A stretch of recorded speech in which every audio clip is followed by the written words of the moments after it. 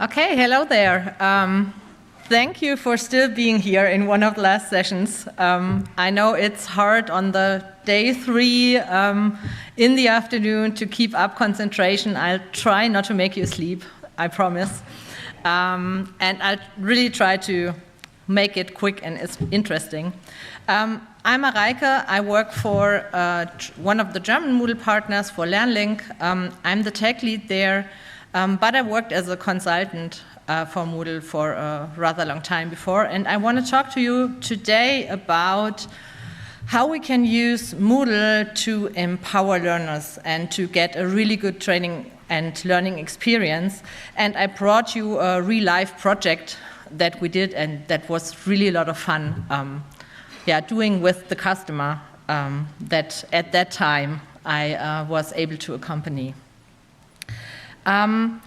When we talk, the example is vocational training, but I think we can, just use the same strategy in a lot of different scenarios. In this project, it was about vocational training, and when we talk about vocational training is very different in different countries.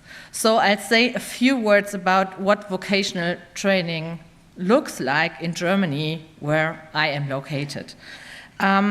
Vocational training in Germany takes place in a dual system, which means the apprentices still go to school for 2 days a week and go to work for 3 days a week.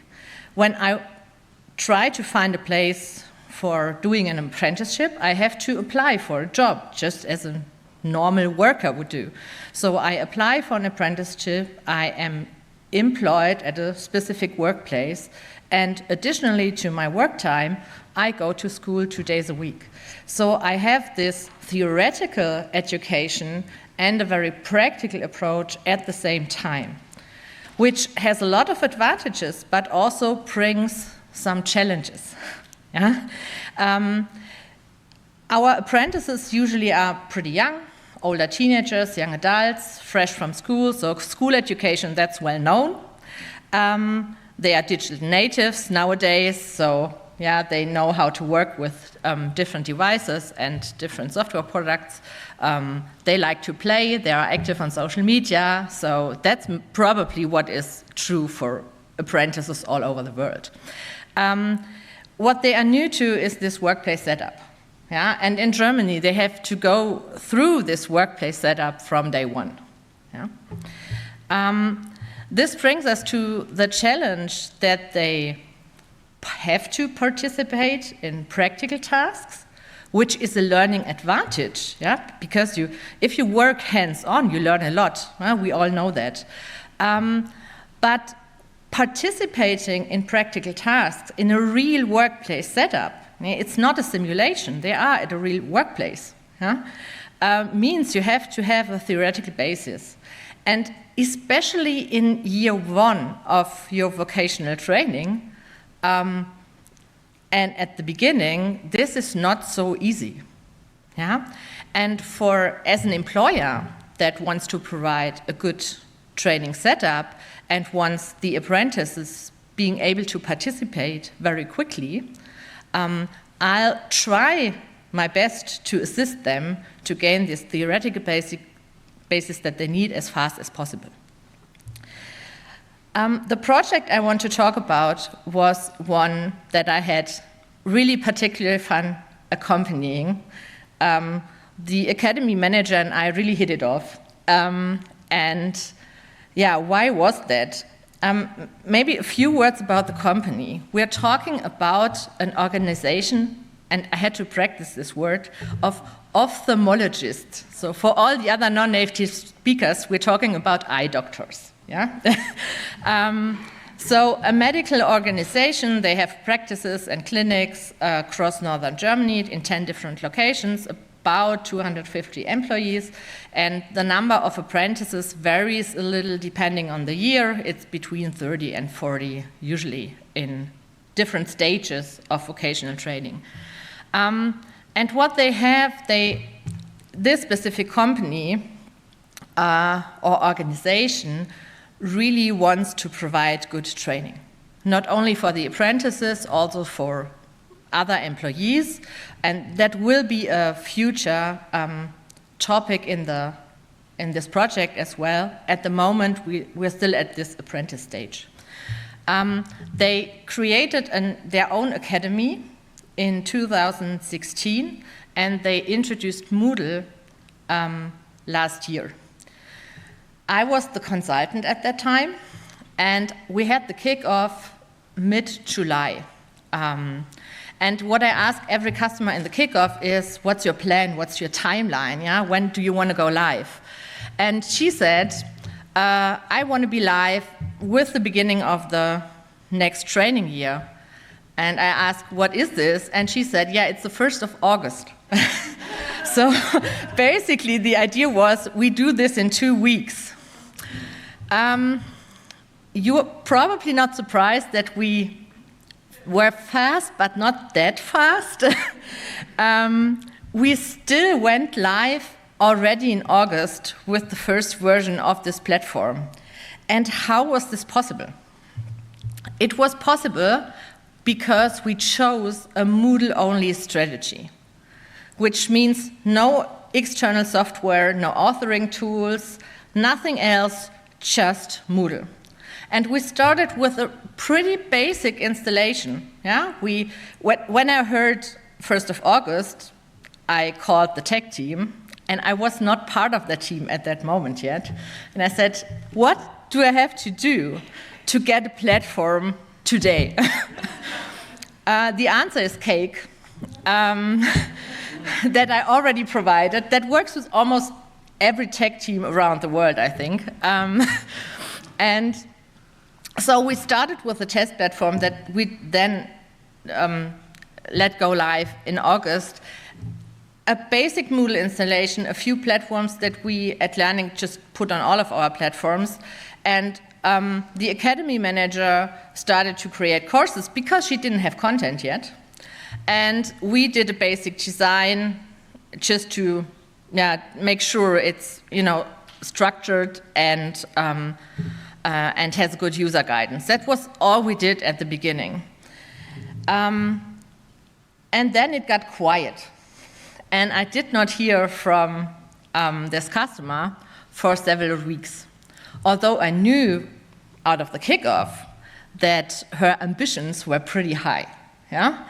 She already knew for the apprentices she wants to be very interactive, she wants them to collaborate on projects, and she wants gamification on the platform. However, she didn't have content yet, so she basically started with that, with what was integrated in Moodle, and a few weeks, and I didn't hear for a while. A few weeks later, I got the copy of a support forum request. Yeah, that's how we communicate with our customers. And the text was like 2 pages long. And I asked, okay, I started to read. I was a little afraid that it was a list of errors. Luckily, it wasn't. It was a list of plugins that she found in the plugin directory and that she wanted to try out. Around 25. We did a meeting to sort that a little because there were some pretty old, not maintained anymore. There were some that I didn't think interesting for her, and I think she was missing some others. We are very much looking forward to the marketplace to be a little more on spot with those researchers. But we came up with this list, we put it on a test platform, and she has been testing since. Plugin by plugin, and every time she's happy with something, we put it on a live system. And what I brought today is my top 4 of the plugins that are already live, and that focus on collaboration and gamification. There are more that are pretty cool. We have around 12, I think, at the moment that we already transferred, but I'll focus on the 4 that I like best. Okay, first plugin that I didn't know before, so I learned something in this project as well, is Point of View. Point of View is pretty easy to use for digital natives because it has the social media character. Yeah, what you can do is, I'll just play the screencast. You can evaluate activities and resources in your Moodle course. You have those small icons. These are the standard ones, but you could customize them as well if you wanted. You could also change the text and so on. And what I will show you on the next page is you can also get an evaluation or an overview as a teacher on how the different activities in your course are evaluated. So very easy to use, very straightforward, but giving a nice touch to the course. And what you see on the left, those different colors, that's also coming from this point of view feedback plugin, is a color code for the level of difficulty of an activity. And there would be a fourth one, even. That's also customizable, so these are my colors that I used because I didn't like the standard ones. Yeah, that also comes with this plugin. And when you look at the reaction details, that's an overview for one of the courses that you see as a teacher. So it's just a block in the block list you can click on. And yeah, you get an overview of this evaluation and also see how many votes you already had. So I had just one person in the course until now, but hopefully after this session it will change because you'll get access to it. All right, that was plugin number 1. Plugin number 2, the 360-degree feedback. This is really about collaboration because it allows learners in the course to give feedback to other learners.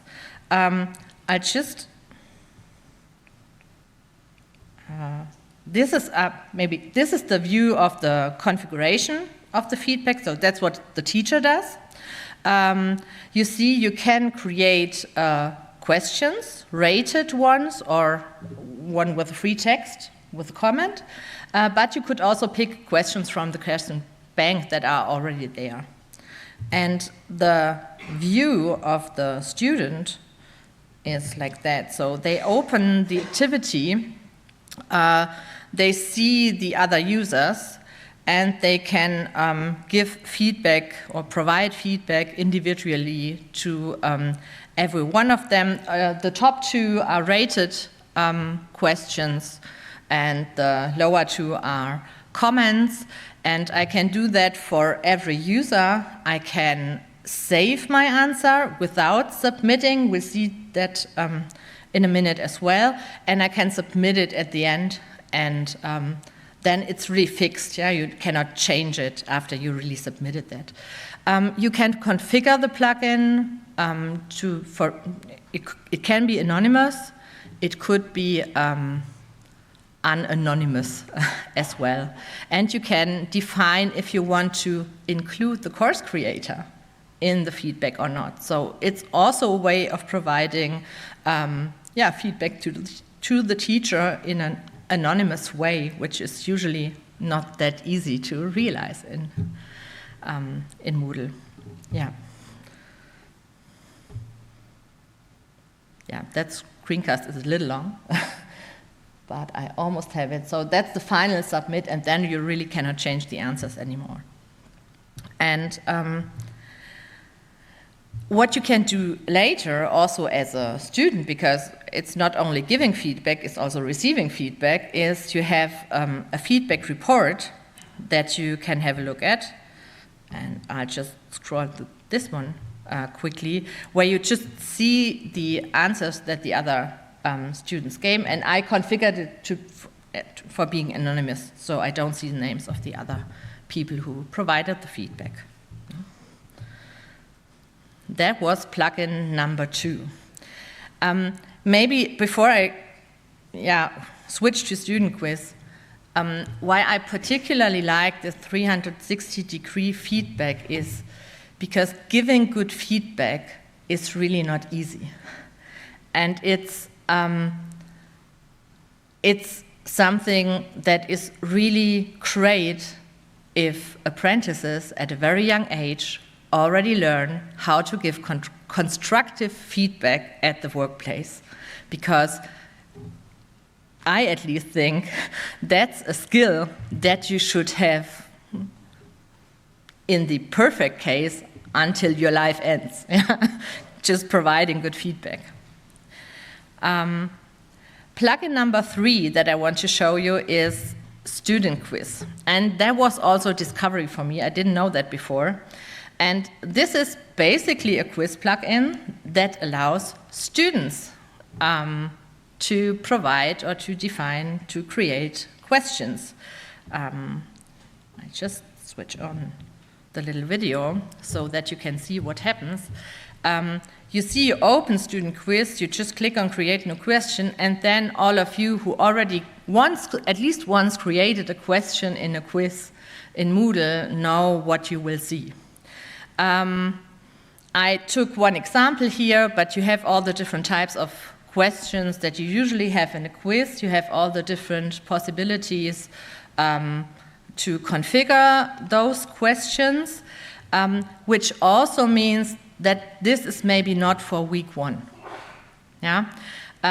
Students who use the student quiz should already work with Moodle for a little time at least and be comfortable using Moodle. And I would recommend also providing instructions, specific instructions on how to create those quiz questions, because this is usually nothing that students do. It's a teacher's task, so they are probably, they might probably need help with that. And I know that in this specific project, they did a live session on that. So they just explained how the plugin worked, and then everybody was able to use it. And maybe I would also recommend that, yeah, the students start with something easy, like a true-false question, yeah? Okay. When you created the question, you also have a test mode. You can take the test. There are preview features. You can rate the questions, your own, and of course also the questions of the others. You can define difficulties. Then you have filter options. You have a lot of different options on how to configure this quiz. I really cannot cover everything. I just want to give you an idea on what this plugin is and does. And what it also provides are statistics. So those statistics are also available to the students. So I can see my personal statistics, how many questions did I already create, how many were approved. You can have an approval step if you want to. How much or how is the average rating, and so on. And you can also compare it to the community statistics.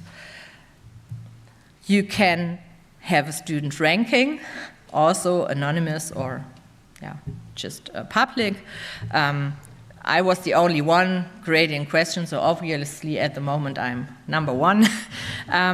But so it's also a little gamification option, and there's additionally a blog that gives you an idea on or a summary of your progress.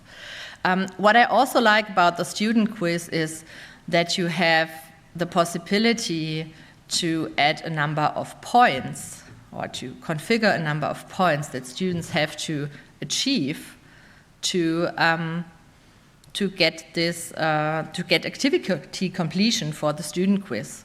So every task that you do, every rating that you give, every quiz question that you create gives you points, and from a certain number of points, the activity is completed. And that's also used in this project because it's a nice feature. There's even more. I really encourage you to explore this plugin. I liked it a lot. And the last plugin that I wanted to show you is maybe the one that most of you know when it comes to gamification. In the plugin directory, you have to search for experience points, but most of you who know it maybe know it under the name Level Up. Yeah, I won't say too much about it because I saw that there's another session explicitly on Level Up later that day. So if you're really keen on seeing all the details on that, I recommend that. I'll still show you the basic principle. You have, over the entire platform, you can collect experience points by, for example, completing activities. Here it was just clicking on a link, which was pretty easy. I got points for that, and I leveled up at that specific moment to level number 3.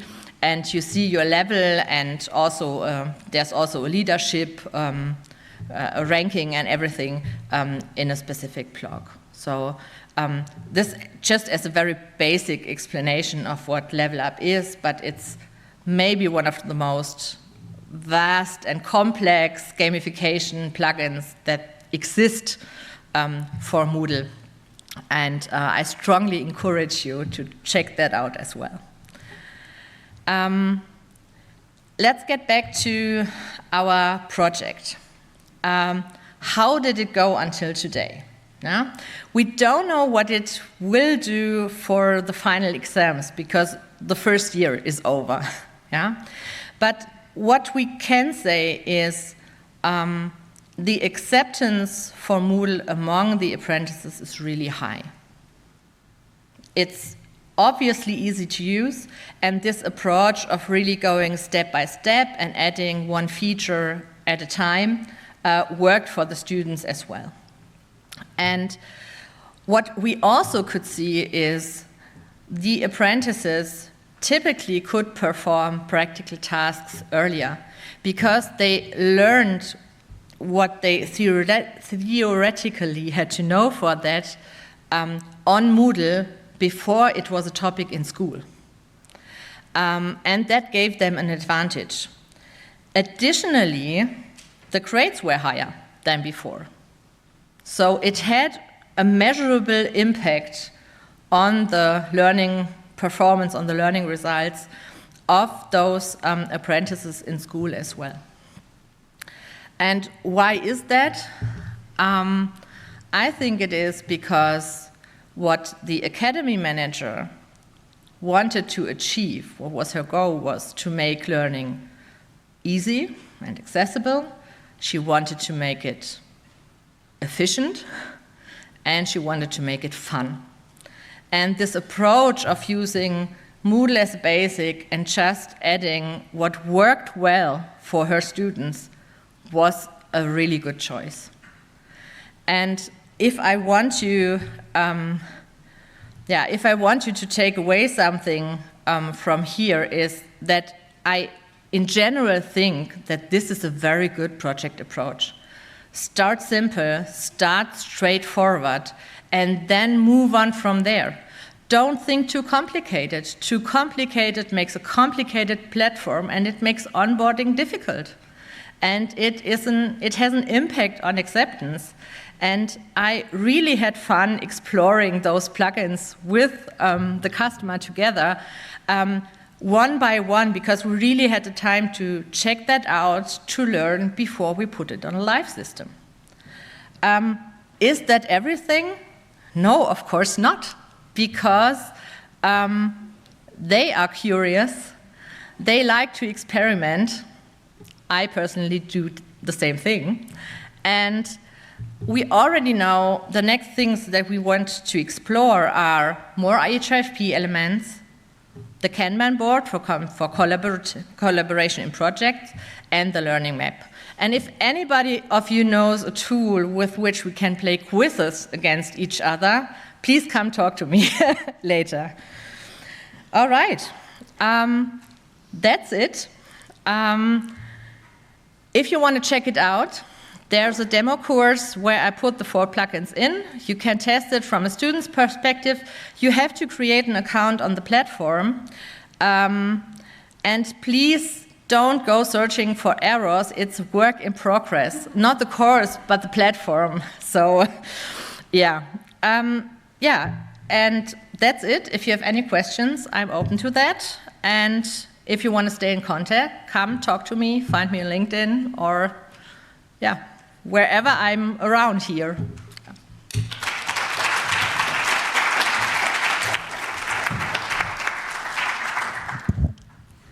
Thank you so much. Do we have any questions? Thank you for the presentation. About the tool to play quizzes together, I haven't tested it yet, but I discovered it recently. It's called Duel, D-U-E-L-L. It's German, I think, also. Yeah. So, Duel. Yeah, that's understandable, yeah. Yeah. So, yeah. Yeah, maybe I'll check that out. Thank you. Great. Any other questions? Hi, that was really interesting. On the last one, the experience points one, can you choose how many activities that's supposed to be completed before you get a level up, or is it for each activity? You can configure the points on a system-wide basis, but for level up you also have to know there are two versions. There's the free version and there's like a I don't know how they call it, but it's like a premium version where you have to pay a little license fee, and in this premium version you have much more customizing options than you have in the free one. We just use the free one because in this scenario it just worked fine.